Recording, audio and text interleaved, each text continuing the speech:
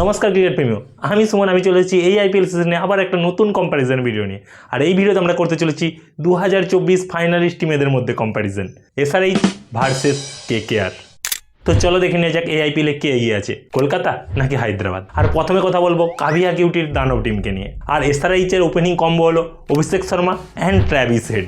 ভাই এদেরকে opening combo না বলে পাহাড় প্লের নিউক্লিয়ার বোমও বলা যেতে পারে। এদের কাজই হলো শুরু থেকে বোলারদের ধোলাই করা। আর অন্যদিকে রয়েছে কেকেআর এর ওপেনিং কম্বো হলো Ajinkya Rahane and Finn Allen. Finn মার্কুটে হলো আজিঙ্কিয়া রাহানে হাল ধরতে পারে ইনিংসের, অর্থাৎ অ্যাগ্রেসিভ প্লাস এক্সপিরিয়েন্স কম্বো। তো টপ অর্ডার উইনার হলো এসআরএইচ, বিকজ তাদের কাছে ট্র্যাভিস হেড অ্যান্ড অভিষেক শর্মার মতো বিধ্বংসী ব্যাটিং আছে পাওয়ার প্লেতে খেলার জন্য। আর বর্তমানে পাওয়ার প্লেতে এই জুটি থেকে বেশি বিধ্বংসী জুটি খুঁজে পাওয়াটা কঠিন। ভাই এই দুজন যদি পাওয়ার প্লেতে আউট না হয় তাহলে ভাই 6 ওভারে 100 রান হওয়াটাও অসম্ভব না। এবার আসি মিডিল অর্ডারে, মিডিল অর্ডার কম্প্যারিজন। তো এসআরএইচ এর মিডিল অর্ডারে আছে ঈশান কিষান অ্যান্ড নীতিশ কুমার রেড্ডি। আর অন্যদিকে কেকেআর এর মিডিল অর্ডারে আছে ক্যামেরন গ্রিন অ্যান্ড অঙ্ক্রিস রঘুবংশী। এখানে কিন্তু এগিয়ে আছে কেকেআর, বিকজ তাদের টিমে ক্যামেরন গ্রিনের মতন একজন ভালো অলরাউন্ডার আছে। আর ক্যামেরন গ্রিন টিমে থাকা মানেই একজন ভালো বোলার আর একজন ভালো ব্যাটসম্যান টিমে থাকা। এবার আসি ফিনিশিং ডিপার্টমেন্টে, ফিনিশিং কম্প্যারিজন। আর এসআরএইচ এর ফিনিশিং ডিপার্টমেন্টে আছে Henry Klaasen and Liam Livingstone. আর অন্যদিকে কেকেআর এর ফিনিশিং ডিপার্টমেন্টে আছে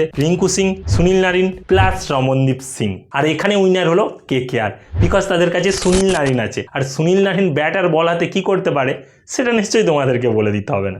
এবার আসি বোলিং অ্যাটাকে, বোলিং কম্প্যারিজন।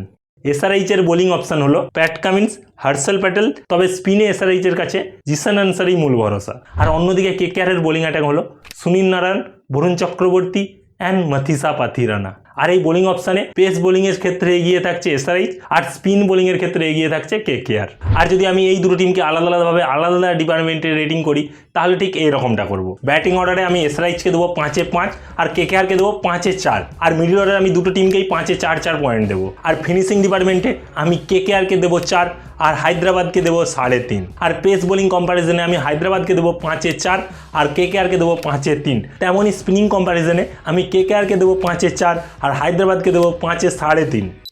এবার আসি ফাইনাল ভার্ডিক্ট। দেখো আমার মতে যদি পিচ সপাট হয় তাহলে ভাই এসআরএইচকে আটকানো খুবই মুশকিল।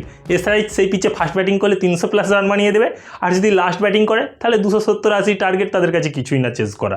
কিন্তু খেলা যদি ইডেন গার্ডেনের মতন একটু স্পিন ফ্রেন্ডলি পিচে হয় তাহলে ভাই কেকেআরকে আটকানো মুশকিল হয়ে যাবে, বিকজ তাদের বোলিং অপশান ভাই দুটো স্পিনার, তাও আবার তাগড়া স্পিনার, সুনীল নারায়ণ অ্যান্ড বরুণ চক্রবর্তী।